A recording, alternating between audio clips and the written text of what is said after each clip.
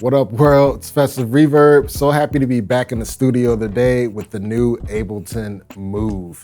This has been the subject of wild speculation for the last couple weeks. Ableton's been dropping lots of cryptic clues about it. And then you guys have already kind of like set your opinions on it, but I'm here to talk about what it is and actually who is it for right here. So let's just start with who is it for. Obviously, Ableton made this for the seasoned Ableton user, the user that's been using Ableton Live for a while. Maybe you have a push, maybe you've wanted something a little bit more portable than the push. That is what the Move is supposed to be. To me, this is like a sketch pad that is meant to just start with some ideas, work within the limitations of this Groovebox sampler and synth. And then when you have something that you like, take it into Ableton and finish the track. But it's also for people who've never used Ableton before at all. I think that this is actually one of the most digestible ways to use Ableton Live and to sort of get used to Ableton Live's devices. And it's got quite a few of Ableton Live's devices in here. So, you know, when you actually compare this to the Push 3, this is a lot more portable. It does have a battery. The battery lasts for about 4 hours on a full charge. And it does have a small speaker on it. It's not anything to write home about, but the speaker comes pretty in handy when you actually just want to take this and move around, go sit on your couch, start a beat or two, and you don't feel like wearing headphones. So let's actually just break down a little bit of the panel and what it can actually do. So Move is a 4-track Groovebox, sampler, and synth. You can hold up to 32 sets here on the set screen. And using the buttons over here, this is how you navigate the entire unit. So these little ellipses down here, this is your shift button, and holding your shift button gets you into more menu functions that you can see down here with these little buttons. These little buttons also double as a step sequencer, but we'll get more into that in a bit. Each one of these colored boxes indicate a set, and you can have up to 32 loaded at once. So let's go into a set. This is one of the demos that came with Move. But within a set, you have 4 tracks you can work with. And they kind of switched up the arrangement of the clips here. Normally in the clip screen or in the Push 3, the clips go down and the tracks go horizontal. In this case, the tracks go down. So these are your track buttons over here. And the clips go horizontally. There isn't a scene launch here because the idea is that you just use the clip launching buttons and just launch the clips like either 2x2 or with 4 or 3 at once, however you want. But let's actually go back to the sets and let's start a brand new set from scratch. So just hit a non-colored box. Now you're in an empty set. One thing that's cool about Move, again, it's supposed to be Sketchpad and idea starter, and everything in here is designed to do just that. So the moment that you open up a new set, Ableton randomizes the instruments that are on the tracks. Aside from the randomized instruments that are on the tracks once you start a new set, all you gotta do is just hit the track button and hit this big encoder knob here, and you can load up whatever instruments or kits or presets that you want on each track. But you only got 4 to work with. But again, with limitations comes lots of inspiration.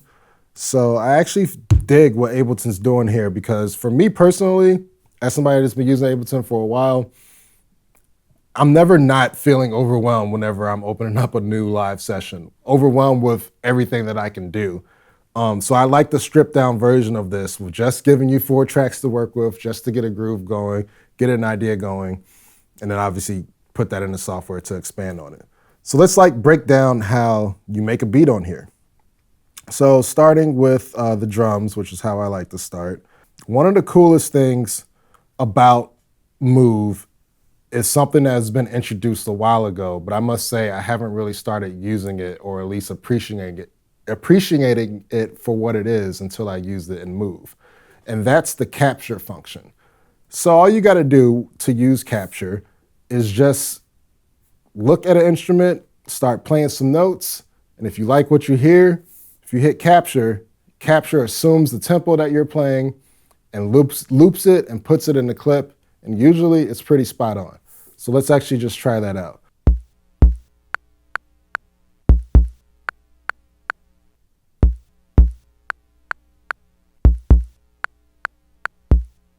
Cool. That was basically what I was trying to play. Again, I didn't set the tempo. I didn't set a metronome. I just started playing some drums and I hit this capture button over here and it just guessed the tempo that I'm at, looped it for me, and put it in a clip right there. That in itself is a very cool way to start off tracks, in my opinion. This has been something that's been around for a while. It's implemented on the Ableton Notes app. It's implemented on the Push. But again, I haven't really used it that much, but it's like front and center here on Move. And I actually really appreciate the function now. So that also works the same when you want to overdub stuff. So we got this beat going. So with the synth tracks, the synths that are on here are the drift and the wavetable synth. And with that comes lots of different sounds to work with. To me, those are like two of Ableton's more powerful synths in general anyway. So the fact that they're on here in a standalone form, I think is pretty cool. And with the note layout, you could switch that up by holding the shift button over here and hitting the little note button down here. You could change out the note layout. This is the in-key version, which shows the scales going from left to right and going upward. I like the general chromatic view. It's like the isomorphic layout that I'm kind of used to from Push. And then you could also change the scales over here.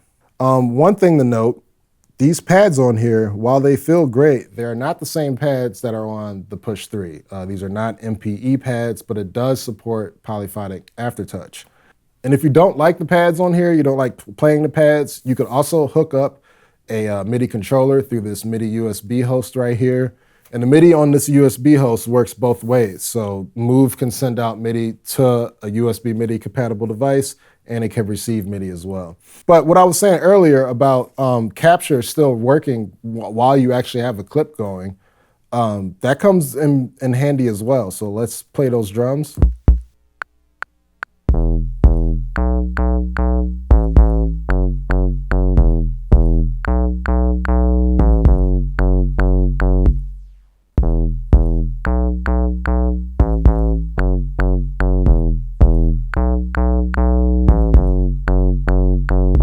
Cool, and again, I wasn't using overdub. I was just starting to play some notes and then using that capture to overdub that over onto its own clip on this bass track. So then when you get a synth part that you like, these 8 encoder knobs are your basic macros for each preset. So filter, resonance, envelope, decay, release, and so on. There's also per instrument 2 effects as well. So if you're on the track and you just use this encoder knob to scroll over, here are your effect sends,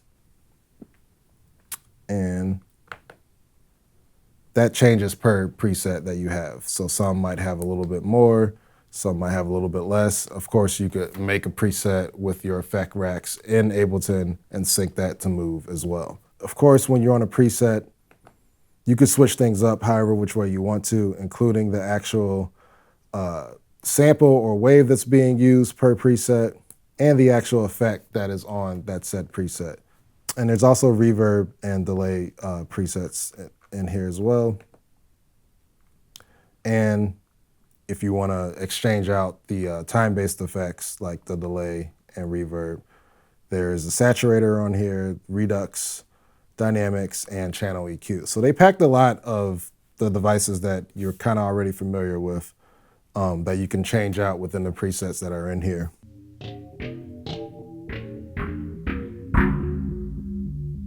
Over here is how you change your octaves. So when you're on an actual instrument, up, down. And if you want to, you can pick a note and label that on the step sequencer, which the step sequencer on here is something that's new. On the push, they use the actual pads to step sequence, but here you just use these little buttons.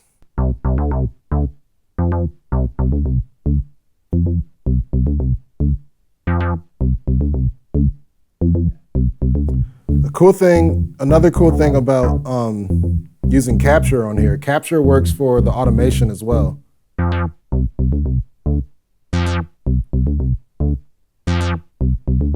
So you get to start twisting some knobs and you like it and you forgot to record it. That's another good thing about having capture on here front and center. It's also worth mentioning that these 8 encoders are capacitive touch knobs, so you could just tap them and on screen pops whatever parameter that you're actually controlling. By the way, this screen actually, you know, not a lot of people are fans of small screens, but this screen is actually pretty functional if you consider the fact that when you're looking at your samples, when you do things like increase the sample volume, it increases the zoom on the sample itself. And also, this comes in handy when you're actually sampling onto Move. It has a sampler on it. It actually has 2 samplers on it in the same way that Ableton has 2 samplers. So there is the melodic sampler, and then there is the drum rack sampler or drum sampler. They introduced the new drum sampler in the Live 12 beta, and that is built all inside of Move. We'll get more to that in a minute. But in addition to the line in where you could just run whatever you want through, there is a built-in microphone on Move. So that makes Move comparable to things like the old Casio sampling keyboards, or like the Chompy Club, or like the Polyen Tracker Mini. It's cool that you have this mic built on here because you could just sample anything around you, chop it up, pitch it down like how you want to, and make a track. So we're about to do that with all these strange things that I've just found at the studio. We got the old Reverb shaker. Some of y'all may have one of these out there. And then the owner of Narwhal Studio, Brian Deck, I think this is some homemade silly putty. I don't think he would have labeled it and just left it for us to find if it wasn't. So let's like punch some silly putty, let's shake some shakers, and then find some other stuff to sample in here and make something out of it.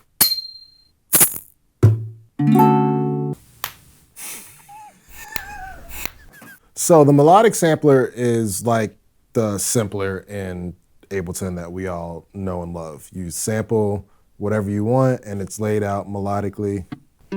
So I sampled a guitar.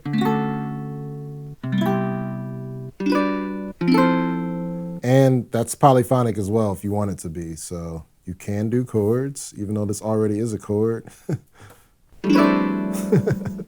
If you want.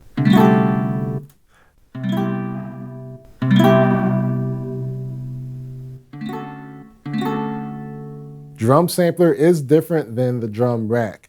They introduced it in Live 12 beta. I think it's fully out now. But the difference is that now there's playback effects on every sample. So if we take something like this and let's turn that gain down a little bit and go over to playback effect. Stretch is the default. So stretch is like adding Ableton's master warping on the sample. So if you have something like a drum break in here, which you can do, that drum break will be time stretched to whatever tempo that you have. But there's also looping, which can get into granular territory here.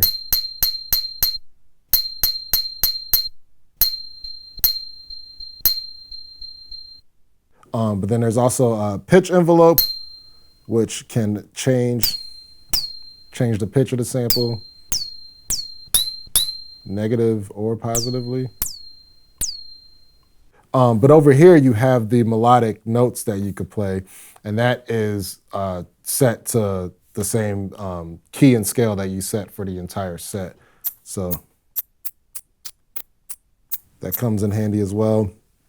And of course there is note repeat on here. So if you hold the shift button down again and go to this button right here, that's your note repeat. You could keep it off like it is now, or you could set your repeat rate.